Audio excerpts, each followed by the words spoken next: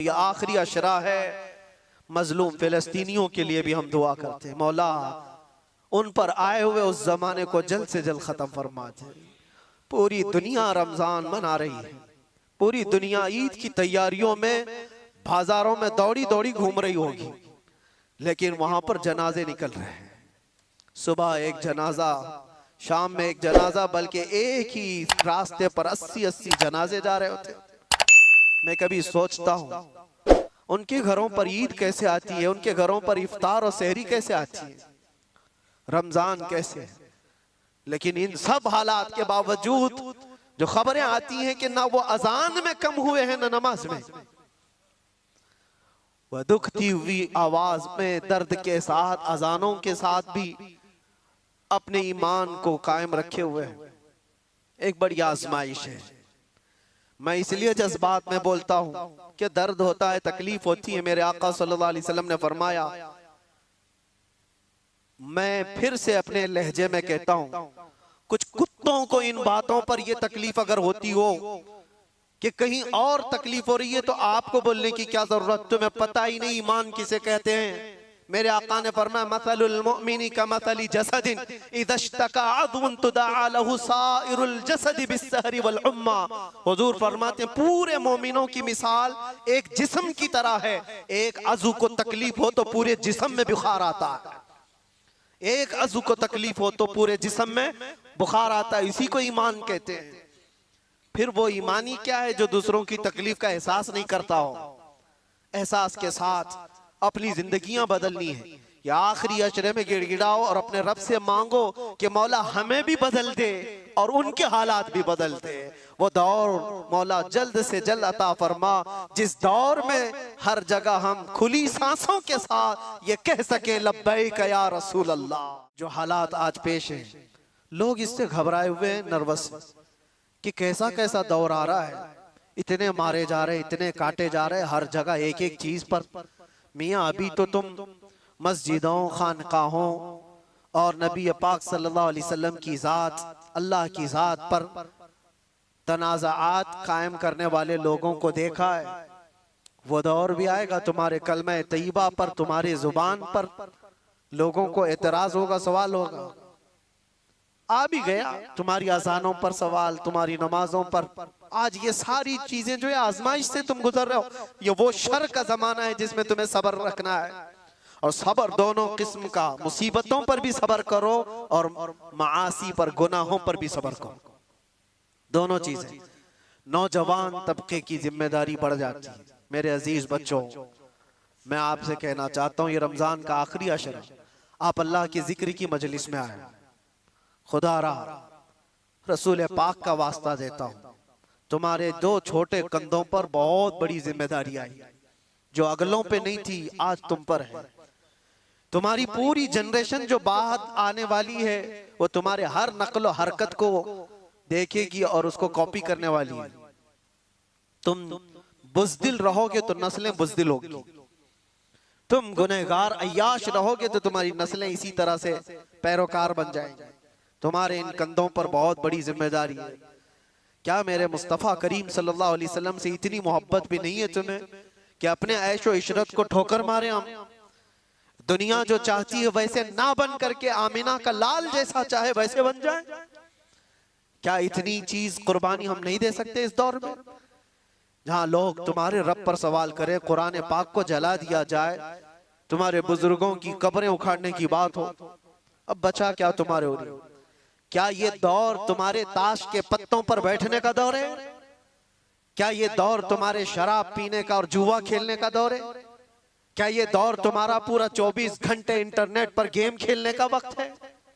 तुमसे सवाल होगा हर घड़ी के बारे में, हर लम्हे के बारे में सवाल होगा। और एक बात ये भी याद रखो, अल्लाह के नबी सल्लल्लाहु अलैहि वसल्लम फरमाते हैं, कुल्लुकुम राइन व कुल्लुकुम मसऊलुन अन रिअयतिही। तुम में से हर आदमी निगहबान है, जैसे चरवाहा अपनी बकरियों का निगहबान होता है। तुम में से हर आदमी निगहबान है और हर आदमी से उसके नीचे रहने वालों के बारे में पूछा जाएगा क़यामत के दिन। तेरी औलाद क्यों बिगड़ी?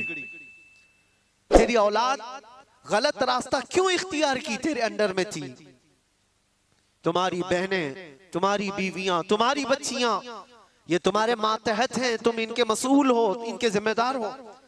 इनके गलत कदम का भी तुम्हें जवाब देना पड़ेगा। माहौल को बनाने के लिए तुम्हारे पास बहुत सारी चीजें हैं। उठो वो गर न हश्र न होगा फिर कभी, दौड़ो के जमाना चाल अपनी चल गया। इसीलिए इन फितनों के दौर में एक ही जगह से रोशनी मिलती है, वो गुंबद खजरा से। एक बात याद रखना मेरे अजीजों, दुनिया जिसको दिखाने के लिए कर रही होती है ना, वो दुनिया उनको देखती भी नहीं। जिसको दिखाने के लिए लोग कुछ चीजें कर रहे होते हैं, बहुत सारे लोग हैं, पूछा कि ये इतने नाक नक्शे ये सारी चीजें तेरे चेंज हो गया, होलिया बदल गया? कहा मैं फलां का फैन हूं, एक्टर का, एक्ट्रेस का, पता नहीं किसका किसका फैन है, उसी की तरह सब कुछ बनाना। लेकिन मैं उनसे पूछता हूं, जिसकी तुम नकलो हरकत कर रहे हो, जिसकी कॉपी कर रहे हो, क्या वो तुझे देख रहा है? क्या वो तुम्हें देख रहा है? वो देख करके कभी खुश हो रहा है, कभी तेरी खैरियत पूछा? लेकिन कसम रब्बे जुल जलाल की, पूरी कायनात के चप्पे में कहीं पर भी रहो, मेरे मुस्तफा के अखलाक पर जो अमल कर रहा है वो ताजदारे मदीना उसे देख रहे हैं, वो उसे देख भी रहे हैं और फख्र भी कर रहे हैं।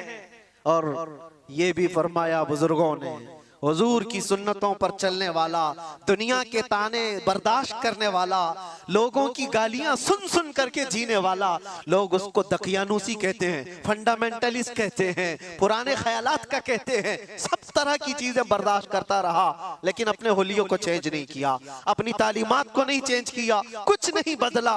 थका हारा गालियां खाकर जिस दिन उसका इंतकाल होता है, बुजुर्गों ने फरमाया रसूल पाक सल्लल्लाहु तआला अलैहि वसल्लम उसके कब्र में आने से पहले तशरीफ लाते हैं और मुनकर नकीर से कहते हैं, जरा आहिस्ता से सवाल करना, बड़ा थक करके मेरा गुलाम आ रहा है, मैं मरूं तो मेरे आका या मलाइका से कहना से कोई मत जगाना, अभी आंख लग गई है, जिंदगी गुजारो तो वो गुजारो। दुनिया के ताने इन फितनों के दौर में बर्दाश्त करना सीख जाओ। लोग तुम्हारे अखलाक पर उंगलियां उठाएं, तुम्हारे सच बोलने पर भी ताना होगा, तुम्हारे ईमान पर कायम रहने पर भी ताना देंगे लोग, तुम्हारी अच्छी बातों पर ताना देंगे कि इसकी जुबान तो देखो, मुल्ला बन गया, मौलवी बन गया, मौलाना जैसी बातें करने लग गया, ये ताने देने लग जाएंगे लोग। दो हदीस क्या नौजवान सुनाएगा, उसको कहते हैं अल्लामा बन गया, मौलवी बन गया है। ये दौर अल्लाह के नबी सल्लल्लाहु अलैहि वसल्लम ने हदीस पाक में फरमाया, इतना ही नहीं कि मौलवी मौलाना कहकर के ताना देंगे, ऐसा देखेंगे जैसे एक जिना करने वाले को देखा जाता है। ये हदीस है किताबुल मलाहिम वल फितन में, अबू नईम ने यह हदीस नकल फरमाई है। इसलिए मेरे अजीजों, उस दौर का मुकाबला करने के लिए, उस दौर के चैलेंजेस को आपको बताना ये जरूरी था, मैंने बताया। उस दौर में अल्लाह के नबी ने यह भी फरमाया, जो महफूज रह सकता है वो कौन है? वो बंदा जो ये कहा मेरा रब अल्लाह है और उस पर जम गया, चाहे कुछ भी हो, अब मेरा रब अल्लाह है। तुम मेरे सीने पर चढ़ करके बोलो, मेरी गर्दन पर तलवार रख करके बोलो, मैंने कहा है मेरा रब अल्लाह है तो अल्लाह ही है। ये इस पर कायम रहना, और दूसरी चीज आखिरत पर कायम रहना। अल्लाह ताला इस शर के जमाने में हमारी हिफाजत फरमाए। इस शर के दौर में मौला हमारी जानों की, हमारे मालों की और हमारे आमाल और हमारे ईमान की हिफाजत फरमाए। खुसूसियत के साथ पूरी दुनिया भर में कुछ वाकयात ऐसे होंगे जो तुम्हारा दिल दहला देंगे, वो होंगे, वो भी आजमाइश है, वो भी आजमाइश है। मुझे एक बात याद आती है, एक खातून जो सिर्फ और सिर्फ मुसलमान होने के नाते अमेरिका की जेल में कैद, और कितने सालों से, सालों बीत गए, 25 साल के करीब। उस खातून को दांत तक तोड़ दिए गए, जहन तक माजूर कर दिया गया, हर चीज हर चीज। उस खातून ने अपनी बहन को मुलाकात में एक बात ये कही थी, बहन मिलने के लिए गई तो उस खातून ने कहा कि जेल की अजियतें बहुत सख्त हैं, मैं जानता हूं मेरे अजीज, एक दिन 1 साल के बराबर कटता है, मैं जिस जेल में रह करके आया वहां पर लोग 22-22 साल से अंदर है। कितनों के घर उजड़ गए, खत्म हो गए, कितनों के घर वाले इंतकाल कर गए, वो आ ना सके, कितनों की औलाद बिखर गई, कुछ तो ऐसे कंप्रोमाइज करके रह गए कि अब हमारी जिंदगी का खात्मा इन्हीं 4 दीवारों के अंदर है। कुछ बर्दाश्त न करते हुए रस्सियां लटका करके अपने आप को फांसी पर झूल गए। हालात बड़े सख्त, बहुत सख्त आजमाइश का दौर। एक खातून जो ईमान की बुनियाद पर, इस्लाम की बुनियाद पर कैद में गई, अजियतों पर अजियतें दी गई, इतनी अजियतें कि पैर फैलाने की भी जगह नहीं थी, इतनी छोटी बैरक दी गई। उसमें 20 साल कट गए हों। बहन ने एक बार पूछा कि ये अजियतें जो इतनी सख्त गुजर रही है, तो वो हंस कर कहने लगी, कोई बात नहीं, मैं खुद भी घबराई हुई थी बहुत, लेकिन इस छोटी सी 4 दीवारी के अंदर बहुत थक करके एक दिन सोई तो ख्वाब में रसूल पाक तशरीफ लाए। बर्दाश्त से ज्यादा हो गया तो मेरे मुस्तफा तशरीफ लाए। हुजूर पाक सल्लल्लाहु अलैहि वसल्लम से मैंने अर्ज किया कि आका, ये जमाना कब खत्म होगा मेरी आजमाइश का, ये मेरा इम्तिहान कब खत्म होगा, इतनी अजियतों से गुजारा जा रहा है, ये कब खत्म होगा। अल्लाह के नबी सल्लल्लाहु ताला अलैहि वसल्लम ने क्या फरमाया, कहा खातून ये तेरी आजमाइश थोड़ी ना, ये उम्मत की आजमाइश है। देखा जा रहा है कि उम्मत मजे लेकर सो रही है। तुम क्या समझते हो, ये जो छोटे छोटे बच्चे रोज हिलाक हो रहे हैं बिलबिलाते हुए, आग के गोलों के नीचे उनकी सुबह और शामें होती हैं, उनकी चीखों को दुनिया ये समझती है कि एक इलाके का झगड़ा है। मैं कहता हूं पूरी कायनात के मुसलमानों का ये इम्तिहान है, आजमाइश है। तुम फिजिकली उनकी मदद नहीं कर सकते तो कम से कम अपनी जिंदगी तब्दील करो ताकि तुम्हारी दुआएं बारे इजाबत से टकराएं, अल्लाह की बारगाह में तुम्हारी दुआएं तो जाए। मेरे आका सल्लल्लाहु अलैहि वसल्लम फरमाते हैं, तुम सब्र करो इसलिए कि तुम पर आने वाला हर जमाना पहले जमाने से बुरा आएगा। हम जिस जमाने से आप गुजर रहे हैं, इसके बाद और आजमाइशें और आजमाइशें और आजमाइशें आने वाली हैं।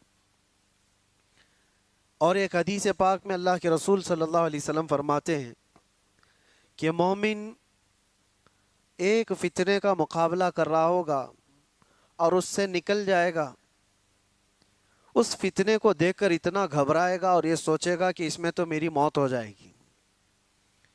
फिर अल्लाह तबारक व तआला उस फितने से उसको निकालेगा, वो दूसरे में मुब्तला होगा या दूसरे का सामना कर रहा होगा और उसको ये लगेगा कि ये अब आने वाला जो फितना है पहले वाले से तो बहुत बड़ा है।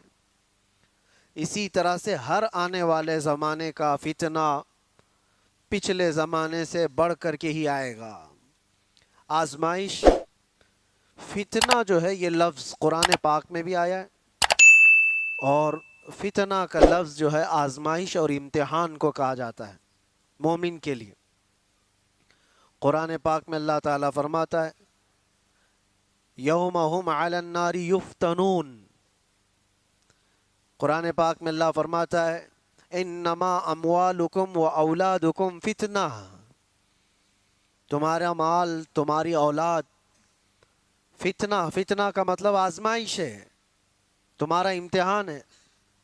इन्नल्लज़ीना फतनुल मुमिनीन वल मुमिनात, फितना का ये लफ्ज़ कुरान पाक में कई जगह पर आया। जो आयत मैंने खुतबे में पढ़ी वो भी, फलयहज़रिल्लज़ीना युखालिफून अन अम्रिही अन तुसीबहुम फितना औ युसीबहुम अज़ाबुन अलीम।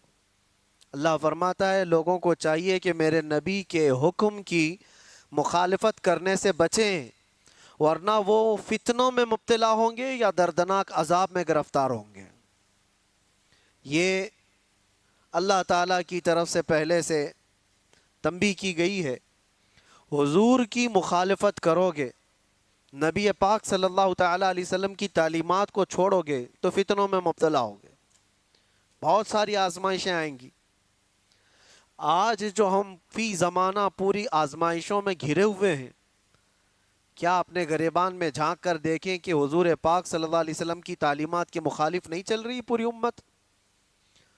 जिस उम्मत को खैर उम्मत का लक़ब कुरान ने दिया, ये अच्छाइयों का हुक्म देती है, बुराइयों से रोकती है, वो कहाँ है तुम्हारा मनसब? क्या हर कोई वो जिम्मेदारी निभा रहा है? अच्छाइयों का हुक्म दे रहा है हर कोई, बुराइयों से रोक रहे हो हर कोई, डर रहा है हर कोई, ये सोचता है हमको क्या पड़ी है, कोई जा रहा है खड्डे में गिर रहा है तो हमको उससे क्या लेना देना। बुराइयों से रोकने का मिजाज उम्मत का ख़त्म होता चला गया। तुम खैर उम्मत हो, ये मनसब कभी तुमसे अलग नहीं हो सकता।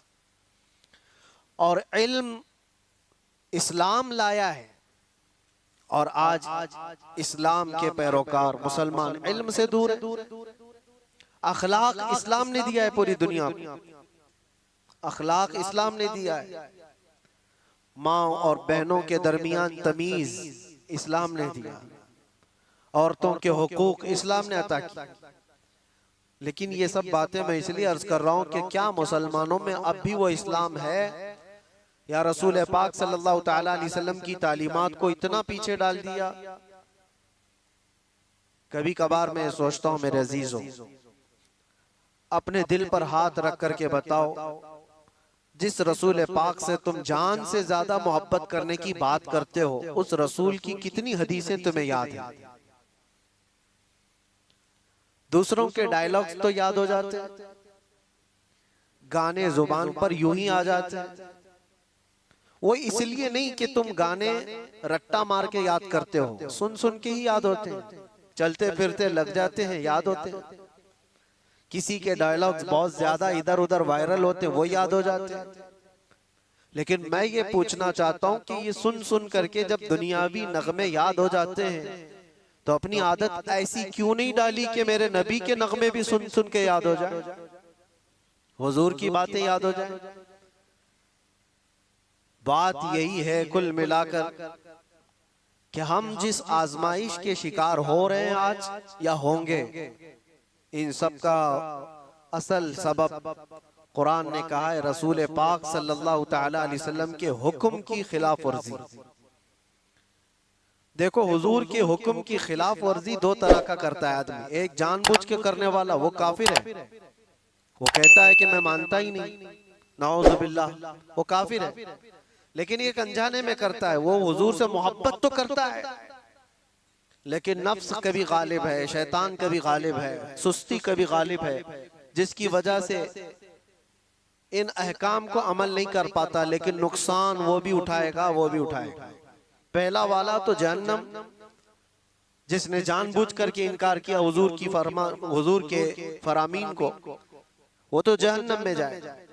और दूसरा वाला जो अनजाने में करता चला गया, तो वो दुनिया में फितनों में मुब्तला होगा, आजमाइश में आएगा।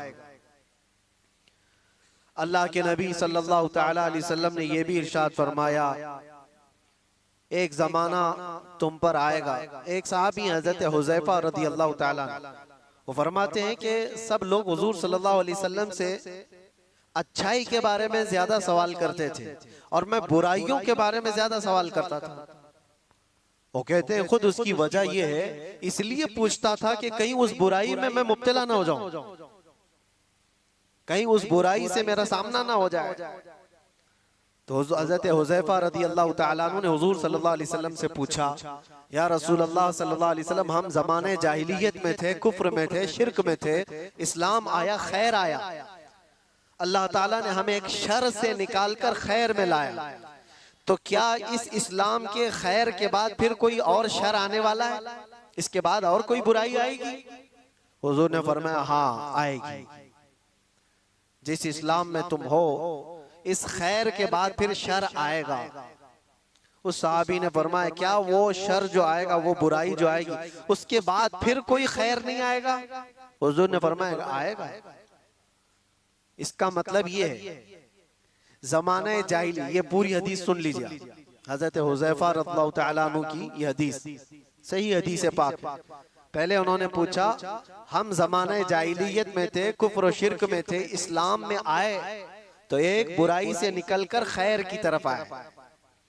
अब पूछा क्या इस खैर के बाद फिर कभी और कोई बुराई आने वाली है, शर आने वाला है?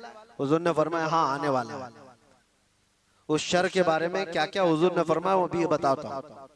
लेकिन हजरत हुज़ैफा ने उसके बाद का भी पूछा, कहा वो शर जब आए तो क्या उसके बाद फिर कोई भलाई आएगी कि नहीं आएगी, खैर आएगा कि नहीं? हुजूर ने फरमाया हाँ आएगा। इसका मतलब ये हुआ कि हम जिस जमाने से गुजर रहे हैं, हो सकता है ये शर पे शर आ रहा है, लेकिन मेरे नबी की बशारत के बाद ये सारे शर के बाद एक खैर आने वाला है। इस सारे शर के बाद एक खैर आने वाला है। यहां तक कि हुजूर सल्लल्लाहु अलैहि वसल्लम से जब हजरत हुज़ैफा ने पूछा था ना कि कैसा शर आएगा, हम तो जहालत से निकल करके इस्लाम में आए, ये खैर है, इसके बाद जो शर आएगा वो कैसा होगा? हुजूर ने फरमाएगा वो ऐसा होगा कि लोग मुसलमान कहलाने को भी झिझकते होंगे, और कुछ लोग उसको मुसलमान को ऐसा देखेंगे जैसे किसी चोर को या जानी को देखा जाता है। वो जमाना आएगा, वो शर का जमाना, यानी लोग उसको दिखा दिखा करके बोलेंगे ये देखो मुसलमान जा रहा है, ये देखो मुसलमान जा रहा है। मुसलमान होना ताज्जुब की बात हो जाएगी, ऐसा शर आएगा। और यहां तक कि हुजूर सल्लल्लाहु अलैहि वसल्लम फरमाते हैं जैसे जानी को लोग हिकारत से देखते हैं, एक सच्चे मोमिन को ऐसा देखा करेंगे। ये जमाना आएगा, तुम शर्माना मत कि लोग मुझे ऊपर से नीचे ऐसे ताड़ते हैं, इतना घूरते हैं, इतना देखते हैं। तुम मोमिन होगे तो देखेंगे जरूर, और देखे जाओगे तुम।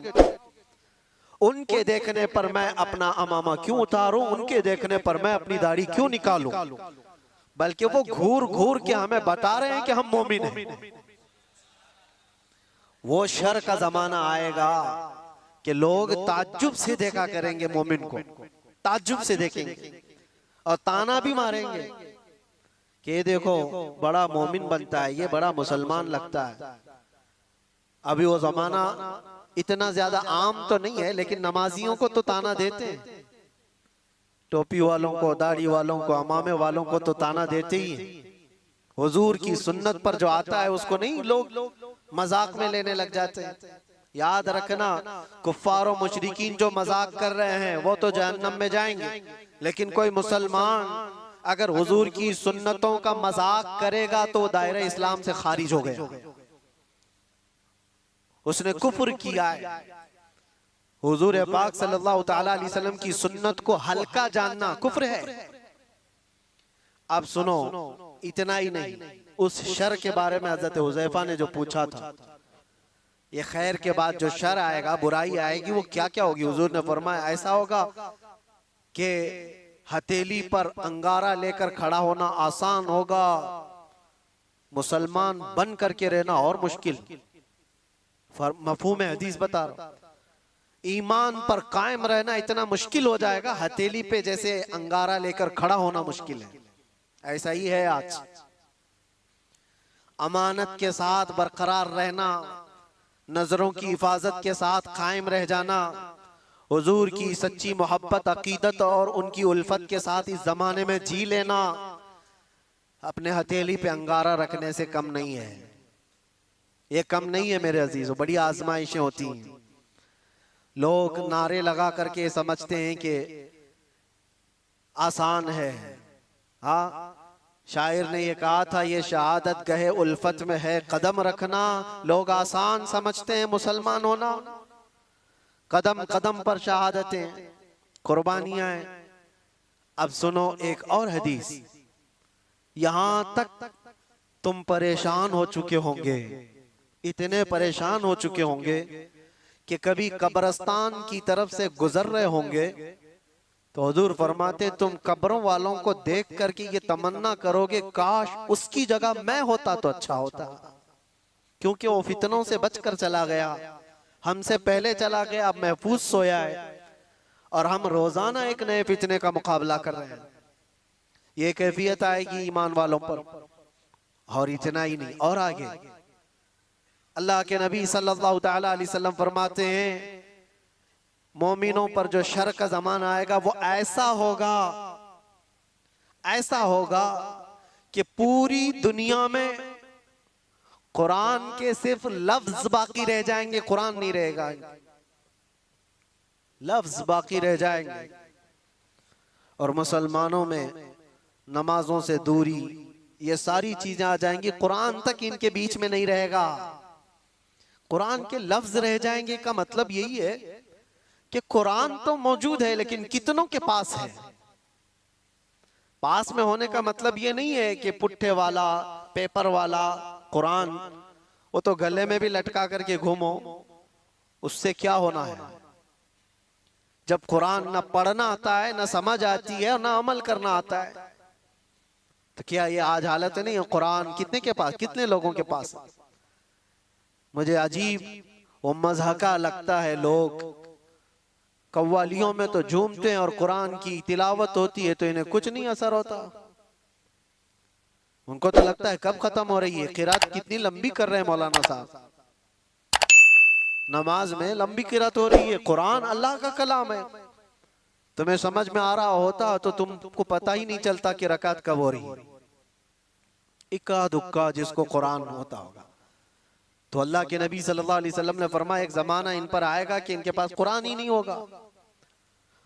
तो सहाबा डर गए, इतना शर आएगा इनके पास। हुजूर ने यह भी फरमाया चरवाहे लोग होंगे, कम जात के लोग होंगे, लेकिन बड़ी बड़ी इमारतें बनाकर सजा रहे होंगे, सब घरों की ज़ेबो ज़ीनत में लगे होंगे, आराइश में लगे होंगे। आज ये तो देखने को मिलता है। बल्कि ये भी फरमाया मेरे आका सल्लल्लाहु अलैहि वसल्लम ने कि वो बड़े बड़े तख्तों पर बैठकर हुकूमत भी करेंगे। वो सब अलामात आज देखने को मिलती है। हर छोटा बड़ा, बड़े लोगों की बात तो अलग है, एक छोटा सा आदमी भी आज सब इस ज़ेबो ज़ीनत में लगा हुआ है। मस्जिदें सजा दी जाएंगी और उसमें नमाजी नहीं रहेंगे। सब मस्जिदें मार्बल की हैं, सब मस्जिदों में कालीन है, तकरीबन मस्जिदों में एसी है, सब आरामदेह चीजें सब, लेकिन सजदा करने वालों के लिए मस्जिदें ढूंढ रही है, नहीं है।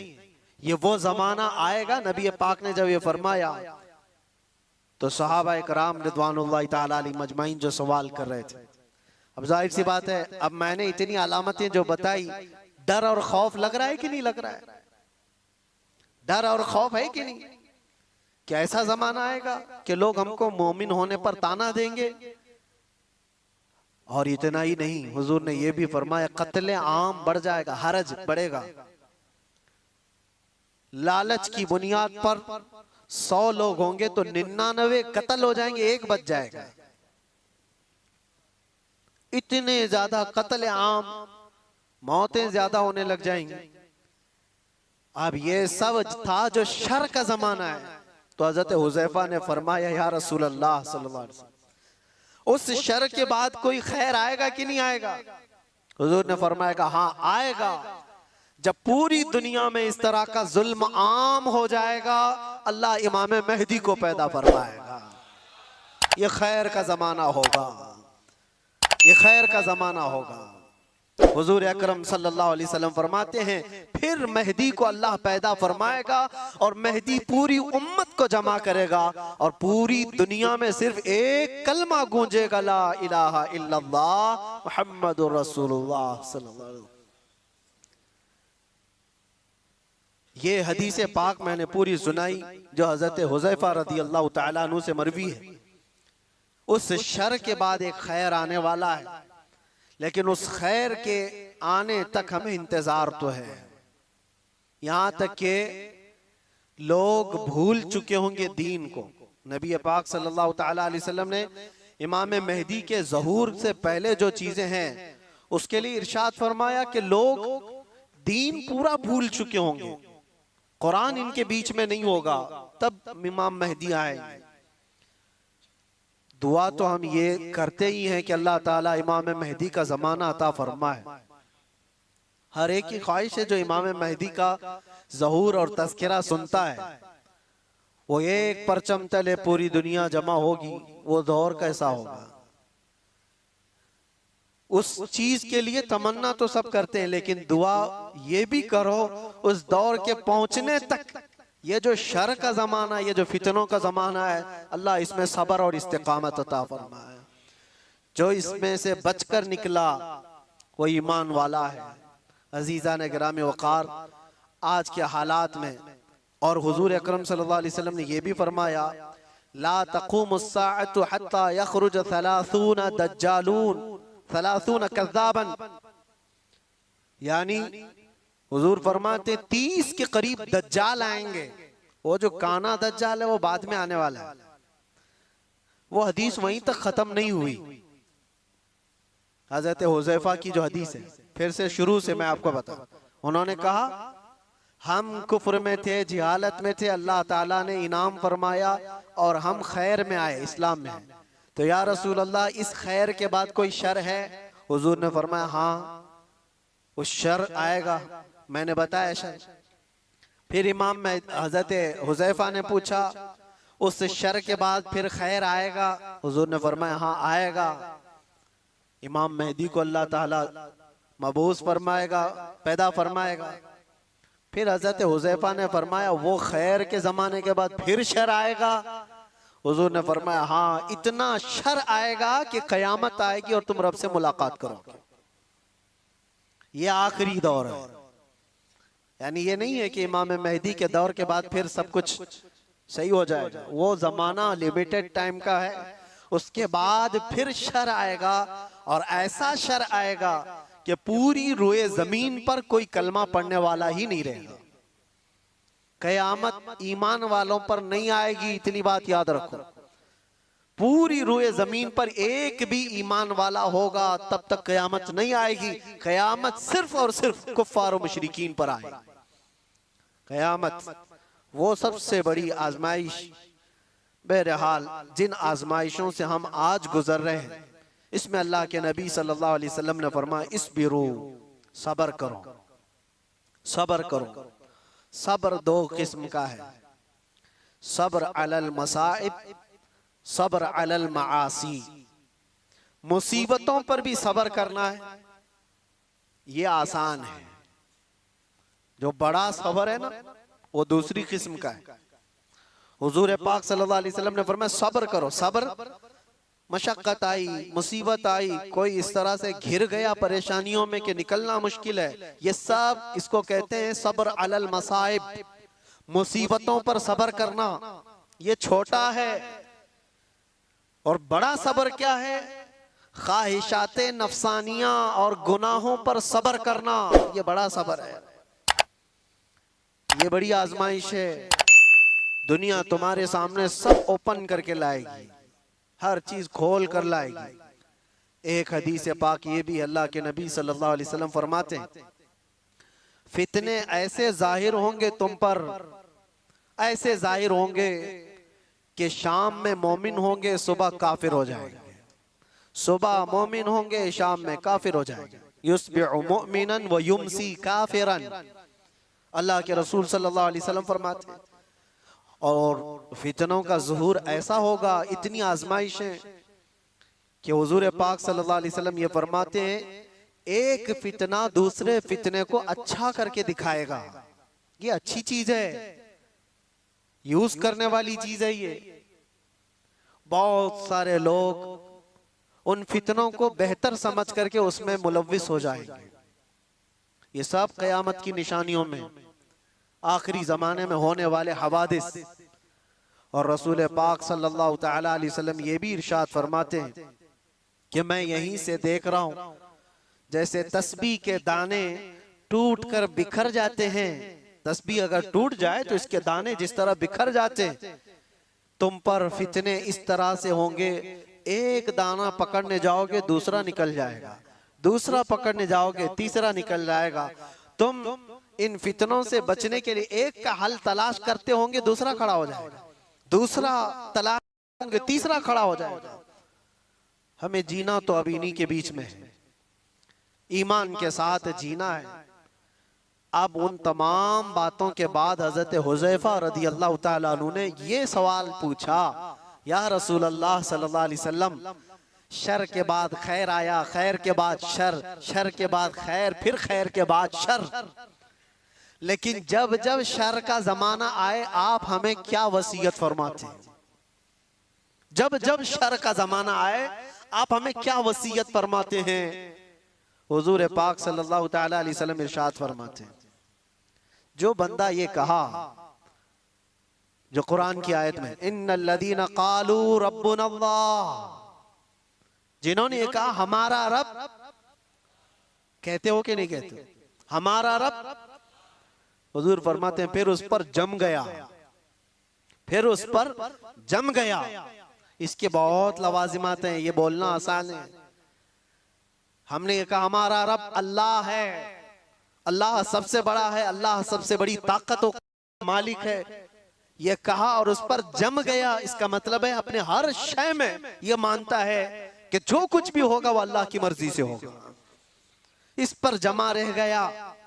फिर दूसरी चीज हुजूर पाक सल्लल्लाहु अलैहि वसल्लम फरमाते हैं, वो आखिरत पर, आखिरी दिन पर अल्लाह से मुलाकात करने को सबसे ज्यादा यकीन रखता हो, इन शर के जमाने में वो महफूज रह जाएगा। दो ही बातें फरमाई हुजूर ने, एक अल्लाह पर यकीन रखा हो कि जो कुछ भी होगा मेरे रब की मर्जी से, और दूसरे आखिरत के दिन पर। यह बहुत अहम बात है। तुमको अगर यकीन हो जाए कि मुझे आखिरी दिन खड़ा होना है मेरे रब के हुजूर, फमन यअमल मिस्काल ज़र्रतिन खैरन यरा वमन यअमल मिस्काल ज़र्रतिन शर्रन यरा। इसका मतलब जानते हो? अल्लाह फरमाता है जो जर्रा बराबर, जर्रा बहुत छोटा होता है, ये हवा में जब उड़ती हुई चीजें हैं ना, उसमें बारीक जो सबसे बारीक चीज होती है उसको जर्रा कहते हैं। वो पकड़ में भी नहीं आती, जो हवा में दिखती है। कभी धूप में आप देखना, धूल के जो जर्रे होते हैं उसको जर्रा कहते हैं। अल्लाह फरमाता है तुम अगर उस जर्रे के बराबर भलाई किए होंगे, कयामत के दिन अल्लाह वो भी सामने लाएगा, देखोगे तुम उसको, और उतनी बराबर बुराई करे होगे वो भी अल्लाह तुम्हारे सामने लाएगा। उस आखिरत के दिन पर अगर तुम्हारा यकीन हो तो फितनों के जमाने में बंदा बच जाएगा, बच जाएगा। अल्लाह की जात पर यकीन हो, आखिरत पर यकीन हो। मैं एक बात कहता हूं, हजरत महबूब इलाही के पास एक बंदा आया था, उनका मुरीद था। उसने कहा कि हुजूर इंसान है, ख्वाहिशात हैं, तमन्नाएं होती हैं, कभी कभार तो गुनाह करने की ख्वाहिश आती है, बहुत ज्यादा आती है, तो इतनी परमिशन तो होना चाहिए, थोड़ा बहुत गुनाह कर ले आदमी, इजाजत के साथ कर ले। करता तो है लेकिन पकड़ हो जाती है उस पे। उसने सवाल ये किया कभी कभार गुनाह करने की परमिशन होनी चाहिए, इजाजत होनी चाहिए? आपने फरमाया हाँ होना तो चाहिए। ओ मुरीद तो फैल गया, हजरत ने कह दिया है अभी, लेकिन उन्होंने कहा दो शर्तें, दो शर्तें। उसने कहा जल्दी बताइए हजरत क्या शर्तें हैं वो? उन्होंने कहा गुनाह करना है, अगर बुराई करना है तो पहली शर्त ये है कि अल्लाह की सल्तनत से बाहर जाके करे। पूरी कायनात उसकी सल्तनत में है या नहीं? वलिल्लाहि मुल्कुस समावाति वल अर्द, कुरान में बेशुमार कई जगह पर अल्लाह ने फरमाया सारे आसमानों और जमीनों की बादशाहत अल्लाह की। लेकिन सुल्तानुल औलिया महबूब इलाही कहते हैं करना है तो ठीक है, एक शर्त तो ये है उसकी सल्तनत से बाहर निकल करके कर। कहा ये तो नहीं हो सकता, ये तो नहीं हो सकता, कहां जाऊंगा? जहां भी जाए वो उसकी बादशाहत है। लेकिन दूसरी क्या है? आपने फरमाया दूसरी ये है करना हो गुनाह तो उस वक्त करे जब तेरा रब सो रहा हो। उसने कहा ये कैसी बात है? ला तअखुदुहु सिनतुम वला, उसको ना ऊंघ आती है ना नींद आती है। अल्लाहु ला इलाहा इल्ला हुवल हय्युल क़य्यूम, वो अल्लाह हय और क़य्यूम, हमेशा से जिंदा, हमेशा जिंदा रहने वाला, हर शय को अपनी कुदरत से कायम रखने वाला। उसे ऊंघ भी नहीं आती, नींद भी नहीं आती, हर चीज को वो देख रहा है। कुरान में अल्लाह फरमाता है वल्लाहु खबीरुम बिमा तअमलून, तुम्हारे सारे कामों से वो बाखबर है। यअलमु खाइनतल अयुनि वमा तुख्फिस सुदूर, तुम्हारी आंखें जो खयानत करती हैं अल्लाह वो भी देख रहा है। तुम्हारे दिल में जो वसवसे गुजर रहे हैं अल्लाह उससे भी बाखबर है। कोई चीज नहीं बची। वो कब सोएगा? नहीं, सोने वाले खुदा पर तो हम ईमान ही नहीं रखते। सोने वाले खुदा पर हम ईमान नहीं रखते। वो कोई और होगा, 6 महीने सोता होगा, 6 महीने जागता होगा। मेरा रब ला ताखुदुहु सिनतुन वला नौम, नींद और ऊंघ का तो इधर गुजर ही नहीं है। जिस कायनात को पूरा वो अपने कुन से चलाता हो उसके बारे में नींद का शायबा भी नहीं। तो 2 बातें जो महबूब इलाही ने फरमाई, मुरीद दंग रह गया, कहा कि हुजूर नामुमकिन बात है, ना मैं उसकी सल्तनत से बाहर जा सकता हूं, ना कोई ऐसा वक्त आने वाला है जब उसको ऊंघ आए या नींद आए। तो आपने फरमाया तो फिर शर्म कर, उसकी सल्तनत में उसके देखने के वक्त तू कैसे कर सकता है? बच जा। इसके बाद फिर दोबारा सवाल ना करो। मेरे अजीजों, उन फितनों के दौर में, शर के जमाने में अगर तुम बच सकते हो तो ये ईमान कि मेरा रब अल्लाह है, फिर उस पर जम जाओ। और दूसरी बात हुजूर ने फरमाया युमिनु बिल आखिरा, आखिरत के दिन पर वो ऐसा यकीन कामिल रखता हो कि मुझे वहां तो उठाया जाएगा, पूछा जाएगा।